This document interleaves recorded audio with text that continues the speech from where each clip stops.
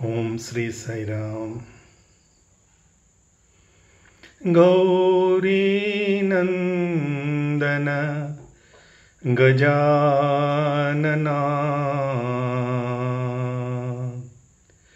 Girijanandana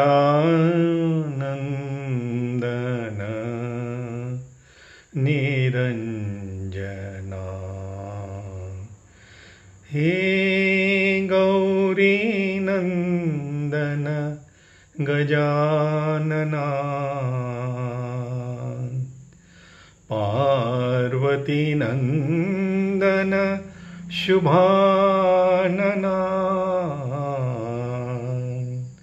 Parvati Nandana Shubhanana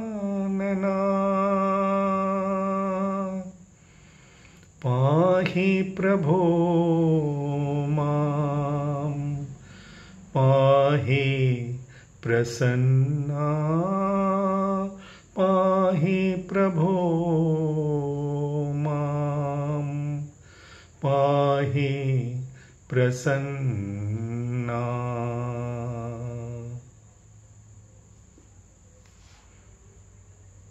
Om Sri Sai Ram.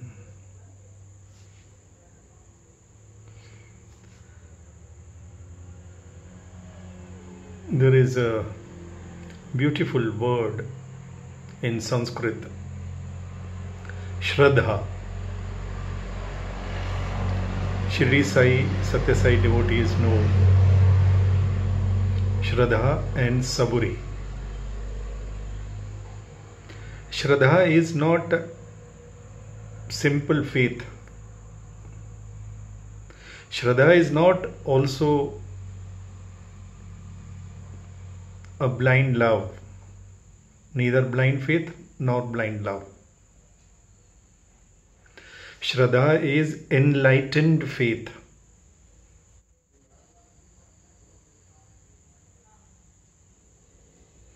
Born from enlightened love.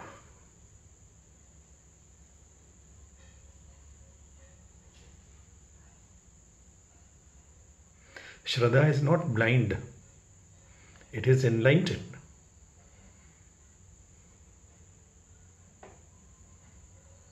Shabri had enlightened faith in the words of the sages.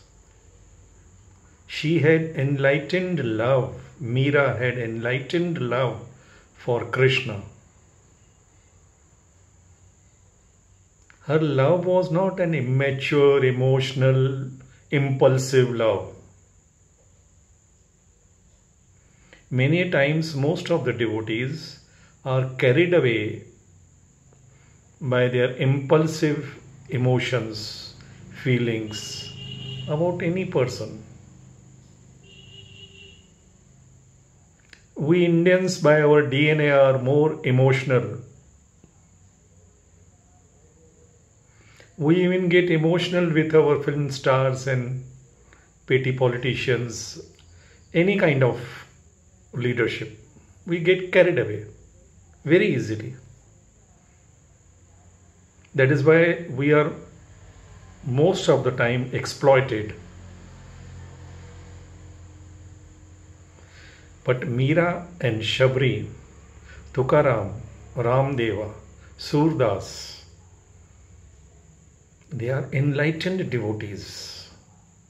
Surdas was blind externally, but his inner vision and inner wisdom, he was an enlightened soul. Shabri was illiterate. Ramakrishna Paramahansa also, in worldly sense, he was illiterate.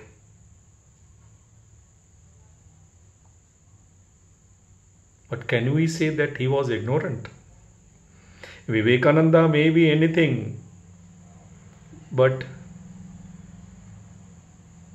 he himself has confessed publicly very proudly, and that is the truth. Whatever Vivekananda achieved in a spiritual domain was purely because of grace of Ramakrishna.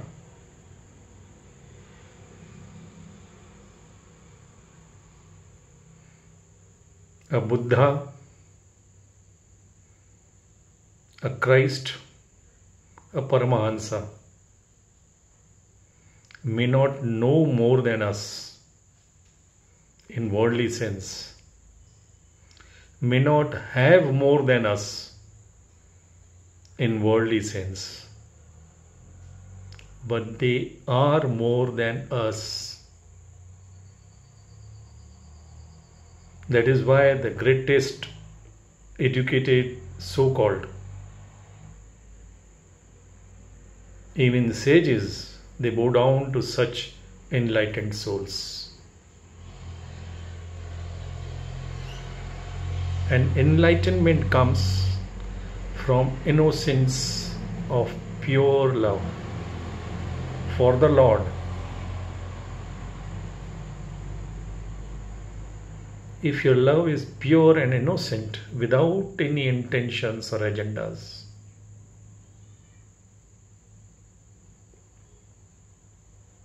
then your Shraddha becomes enlightened Shraddha. Your faith becomes enlightened faith, what is called in Sanskrit Shraddha. There cannot be an exact translation of this sacred word, Shraddha. Shraddhavanam labhyate jnanam. Those who have Shraddha, the enlightened faith, enlightened love, it is combination of these two, enlightened love and enlightened faith.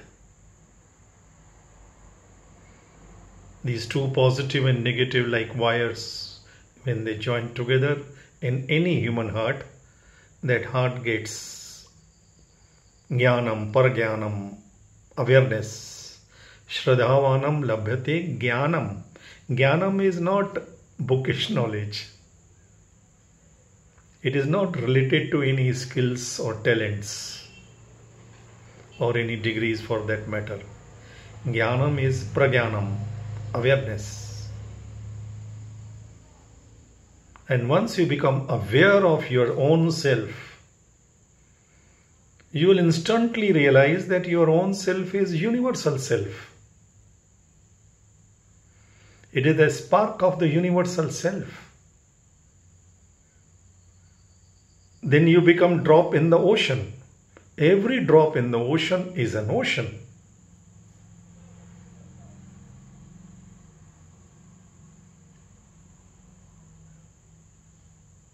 But when the drop is separated from the ocean, it can evaporate in no time. But when drop is in the ocean, it becomes the ocean. You can't separate the waves from the ocean. Any person denying the existence of God is as ridiculous as wave denying the existence of ocean.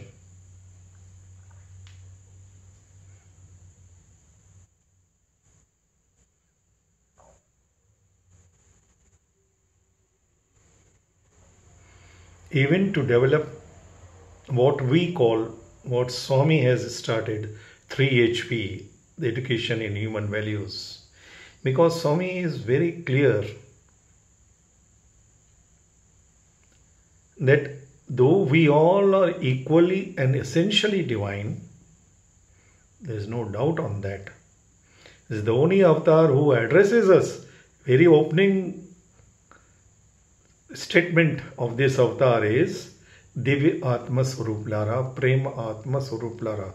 He addresses the entire humanity as embodiment of love and divinity. He doesn't address us as my dear children or my devotees, no. He is introducing our real self to ourselves. When he told me in the very first interview, the very opening sentence was Bahut Komal Nirmal Hriday. Even I did not know that I possess such innocent and pure and compassionate heart. I was not aware of my own identity, my own reality, my own highest self, my own noblest self. And that is true for each one of us. God has come to introduce our own highest self, noblest self, to our own mind self.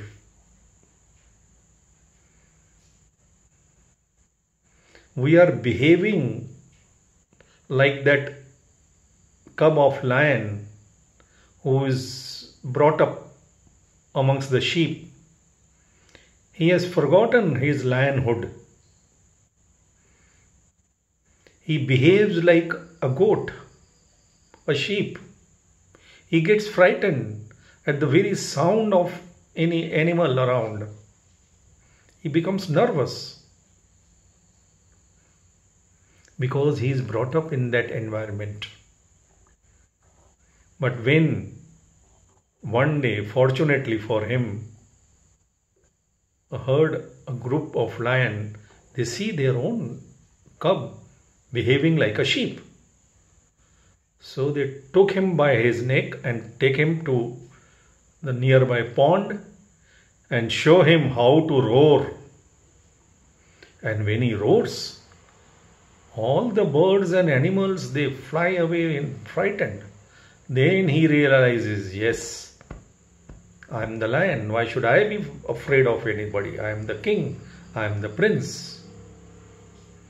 That is called self-confidence, confidence in the self. Today we have confidence in our six-packs body, confidence in our mental energies, our degrees, our authorities. What Swami calls pichi authorities, chinna chinna, tuchha, insignificant achievements. We easily get carried away. We overestimate, I repeat again and again and again. We think that, yes, it is good to have good body, good mind, strong body. Manchini, there is nothing wrong in that, no doubt on that. But we should not overestimate. Because then, when our overestimation fails in practical world, then we feel dejected and depressed. So we should know what to value, how to value each and every trait and qualifications, our own, and we should not be bothered about others' traits and others. We should not be judgmental on others. The power of judgment and power of discrimination is for us to introspect and improve upon our own. Every one of us, Swami says, every one of us wants the other person to be honest with us. We expect even our maid servant, our driver, our watchman, that what we call in India class 3 and class 4 laborers, to be honest, to be hardworking, to be punctual.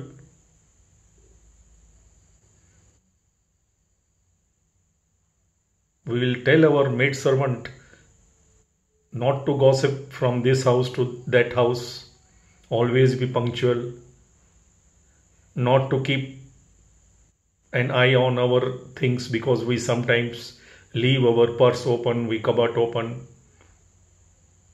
not to ask for food. We'll give her at the right time, the right quantity. She should not be greedy and asking again and again. She should be neat and clean. She should take bath and then come. She should be well behaved and work silently, come regularly, be punctual.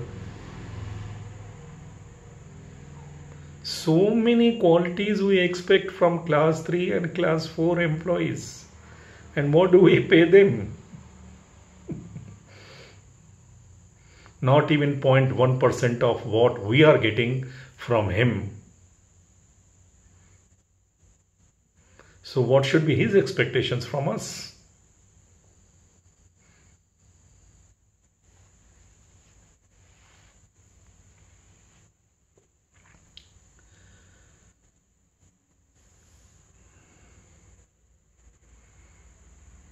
I remember one small incident that benefited me, though right from I don't know is His grace. I've never been a calculating mind.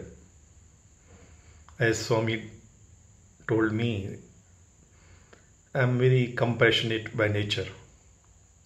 So there was a maid servant when we were living outside the ashram, because so long as the kids were small in ashram, we had a small room.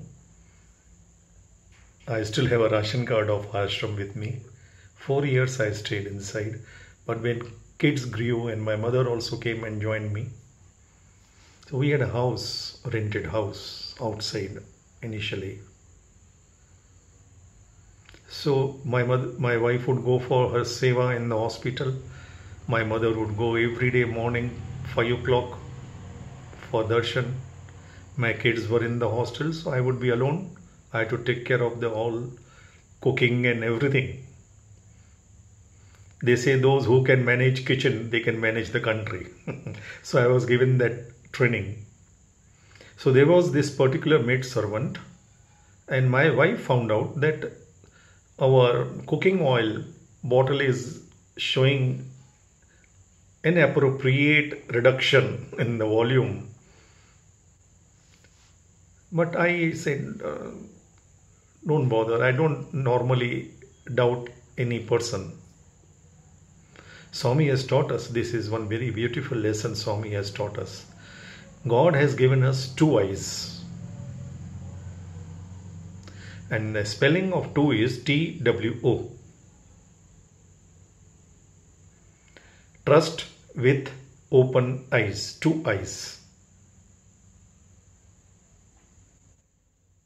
Trust you must. You cannot begin any venture with doubtful mind, because again Swami says doubting minds are half blind. So we have to trust, but trust TWO, trust with open eyes, two eyes. So one day I was in darshan, and in between I remembered that I had to buy something for the lunch from the canteen. So in between the lunch and the darshan and bhajans, I returned home. The keys were of course with me, and the maid servant was doing her job inside the house. So I just opened it, and while opening I hit her one dabba she used to bring every day. And then I found that dabba was very full with oil, cooking oil. Normally any person would catch her red-handed. It was very clear that she has taken oil from our kitchen. It was very clear, because it was very refined oil and she could not afford that, and it was full. But Swami guided me. It is his love that guided me. I didn't utter a word. I didn't even show that I have seen anything. When she finished everything and she said, now I am leaving, I said, Amma, Swami has given this prasadam for you to buy anything you want for your family.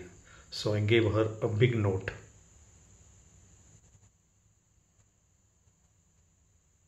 She became so emotional. She also realized that she is caught. But I still did not show any sign that I know what she has done. I gave her in a very natural manner. But it seems, because they are also devoted to Swami. Next day she came and she cried.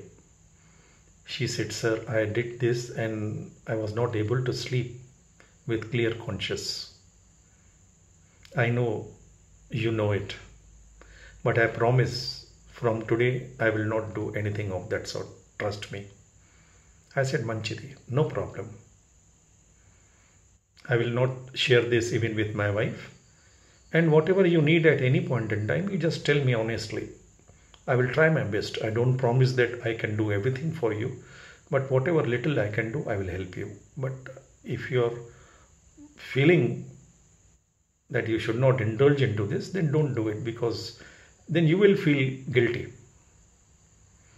She was with us for next 16 years.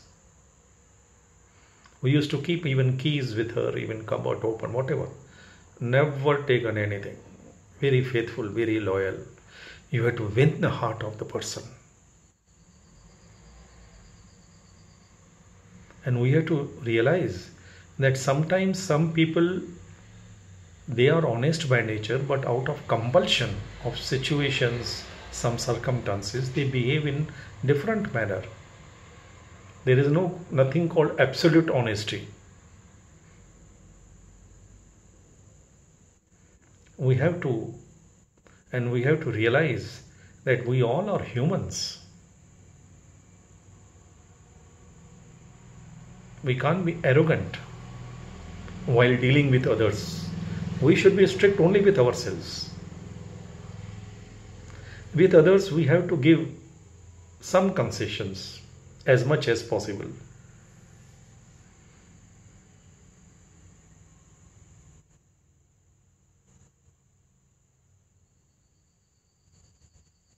Try to be loving, try to be forgiving. And these are the real human values. These things can come to us only when we develop love of God. Daiva Preeti, Papa Bhiti, Samajaniti. Love of God is the seed.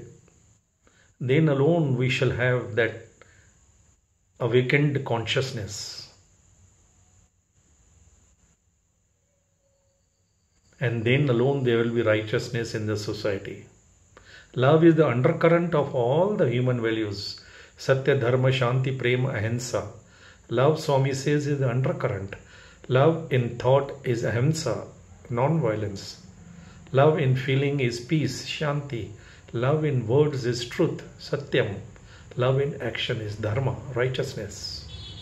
Dharma is not religion, Dharma is righteousness, right conduct. But the undercurrent of all human values is love of God.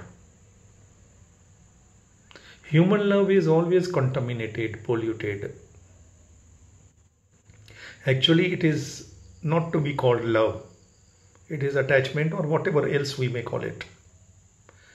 But love is only pure, innocent love for God. Shabri was illiterate, but she had no photograph of Rama and Lakshmana to recognize them. Those days there was no such facilities. But from the distance, when these two Rama, Lakshmana boys, young, they were coming, she could recognize that he is my Lord, Rama. And she told them everything, what has happened to them and how Mother Sita was kidnapped and in which direction Ravana has taken, who would help them, who would meet them, everything, how they will construct the bridge and find her and bring her, everything. Because of that Shraddha, enlightened faith and enlightened love. These are the two qualities we must strive to get from this Lord. He alone can bestow it. You cannot give what you do not have. He is embodiment of that enlightened love and enlightened awareness. If we just keep connected to Him,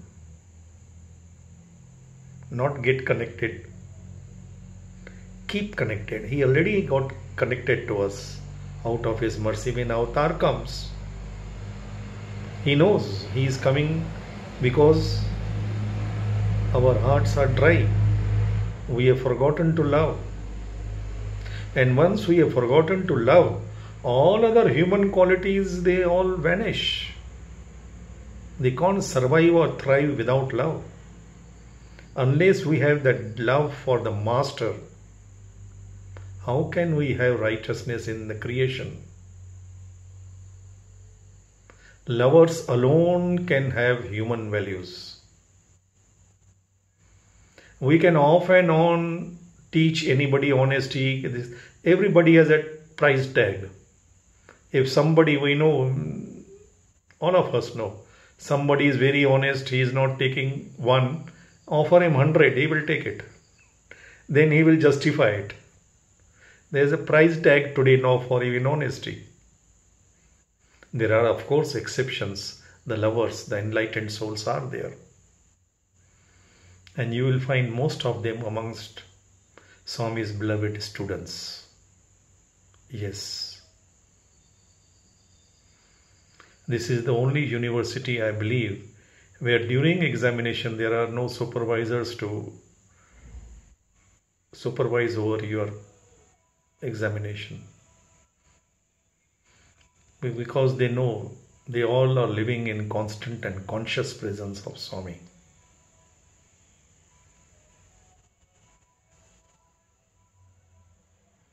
Unless you have that love for God, the divinity, unless you can live in that constant and conscious presence out of love, not out of fear.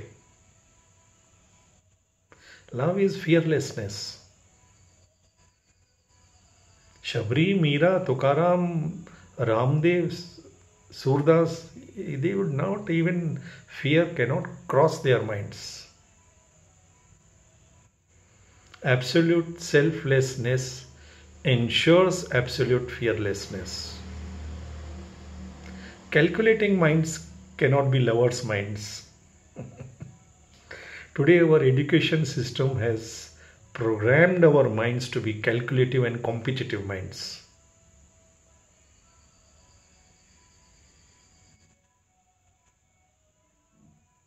We even calculate while doing seva. We calculate while doing even loving anybody. We have to rise above that. And that again, the golden opportunity, as we call it sincerely if we mean it, the golden opportunity is that this avatar has come. The greatest miracle of this avatar, what I have observed in 50 years with him, he has sown the seed of love of God in the young generation, which no avatar has done before. Not only the students, boys and girls, but even amongst the devotees, the young generation, the Sevadal, even the ordinary, what we call devotees. Swami said, they are my real devotees. They would do anything for Swami, for love of Swami.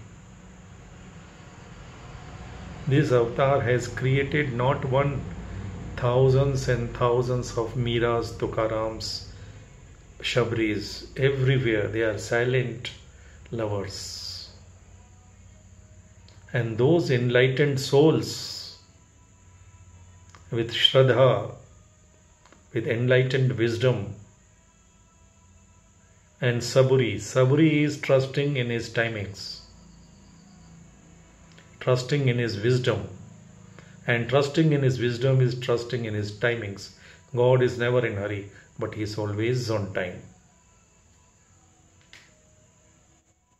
Joyful, calm, and loving trust. Such enlightened souls are going to lead and govern not only Bharat, but the entire world in days to come. This is his Sankalpa.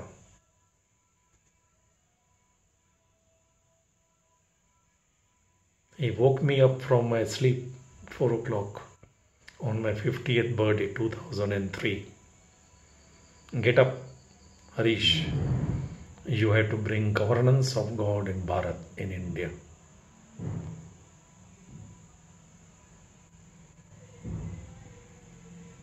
How I protested and put condition, because when it is his demand, his command.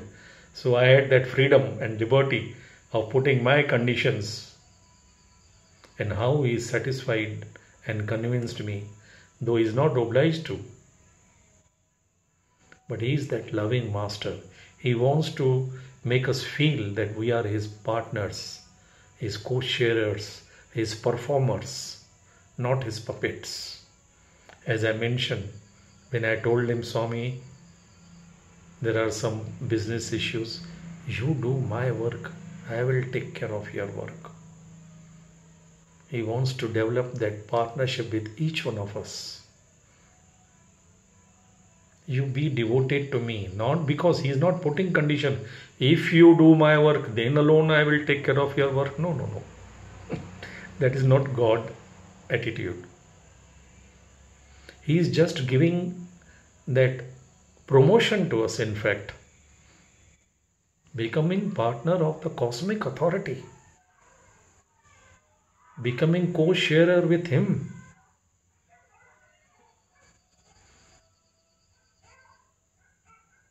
Performing to please Him. Wow. Even gods in the heaven would envy such opportunities. We are so fortunate. Let us not underestimate or ignore this God. Such God will not come again for millions and millions, millions of births. Grab this opportunity. And he is not gone, no, in samadhi, nothing, multi-organ failure. This is all his drama. He is proactive, supersonic speed he is working. His mission is yet to begin. We all will witness that glory. Unprecedented glory of this God. जय बोलो भगवान श्री सत्य साई बाबा जी की जय।